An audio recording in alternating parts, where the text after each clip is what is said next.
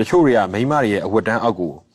မဝင်ရဘူးဆိုတော့ဝင်လို့ရှိရင်ဖုံးနေတယ်ဆိုတဲ့အယူဆမျိုးရှိတာပေါ့အဲ့တော့ဒီပြည့်တော့စိတ်ကူးတာကြတော့လေသူတို့ကဒီလူတွေကတသက်လုံးကောင်းမှုကုသိုလ်လုပ်ထားတဲ့လူတွေဆိုလို့ရှိရင်ဒီကြိုးတန်းအောက်လေးရောက်သွားတယ်ဘာကြောင့်မလို့ဖုံးနေမလဲဆိုတဲ့အယူဆလေးလည်းရှိပါတယ်ဒါပေမဲ့တစ်ဖက်မှာကြတော့ဒီပြည့်တော့ဒီရှေ့ခေတ်တုန်းမှာရှေ့ခေတ်ဘရင်တွေလက်ထက်မှာကြားဘူးတာ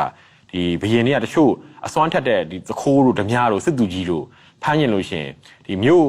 ဝင်မြို့တကားအပေါ်မှာဒီမိမအဝတ်တန်းလှမ်းလိုက်တာနဲ့အဲ့အောက်ကဖြတ်သွားတဲ့လူတွေကတကိုးနေပြီးတော့ဖုံးတကိုးနေပြီးတော့ဒီဘရင်ရဲ့ဖမ်းဆီးခြင်းအောင်ခံရတယ်ဆိုတော့ပုံမြင်မျိုးလည်းတပည့်တော်ဖတ်ပူးပါတယ်ဗျာအဲ့တော့အဲ့ဒါလေးနဲ့ပတ်သက်ပြီးအရှင်ဘုရားရှင်းပြပေးပါဦးတကယ်ပဲအဝတ်တန်းအောက်ရောက်လို့ရှိရင်ဖုံးနေသွားမှာလား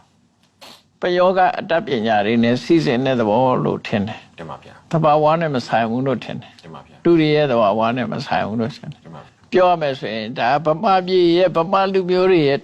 ဒီယုတ်ကြည်မှုလို့ပဲပြောချင်တယ်တင်ပါဗျာဘုန်းသီရိလင်္ကာနိုင်ငံမှာ6နှစ်နေခဲ့တယ်တင်ပါဗျာအမျိုးသမီးထမိန်ကိုလည်းပဲအမျိုးသားဝတ်ပြီးရေချိုးတယ်တင်ပါဗျာခေါင်းပေါ်လည်းတင်းကျင်တင်မယ်တင်ပါဗျာဗမာလူမျိုးတွေလည်းအမျိုးသမီးပေါင်မော်အိတ်ဓာတွေမရှိဘူးလားရှိပါတယ်ဗျာ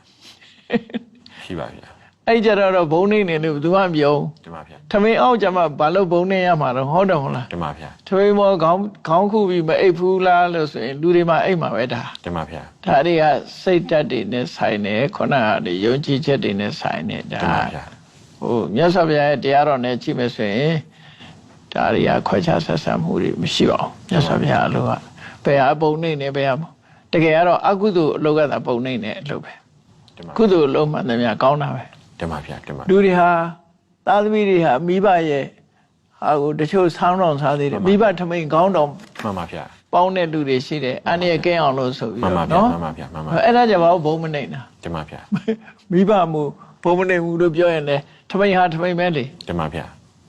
ခုနဟာတွေကြတော့ဖုံဖုံထင်တယ်ပယောကအတတ်ပညာတွေပါပုံရတယ်တင်ပါဗျာတင်ပါပယောကအတတ်ပညာနဲ့တမင်လောက်ထားတာဖြစ်လိမ့်တင်ပါဗျာတင်ပါသူတို့ကလည်းသွားတဲ့လူကလည်းပဲရိုးရိုးစွမ်းတဲ့ဟာမဟုတ်ဘဲနဲ့ပယောကလောက်ထားတာဖြစ်တင်ပါဗျာသူတို့ရဲ့ဝိဇ္ဇာအတတ်တွေပြက်ပြက်သွားတာတွေဖြစ်တင်ပါဗျာတင်ပါဗျာအဲ့လိုပဲယူဆတဲ့တယ်တင်ပါခိုးလို့ဟာနဲ့မဆိုင်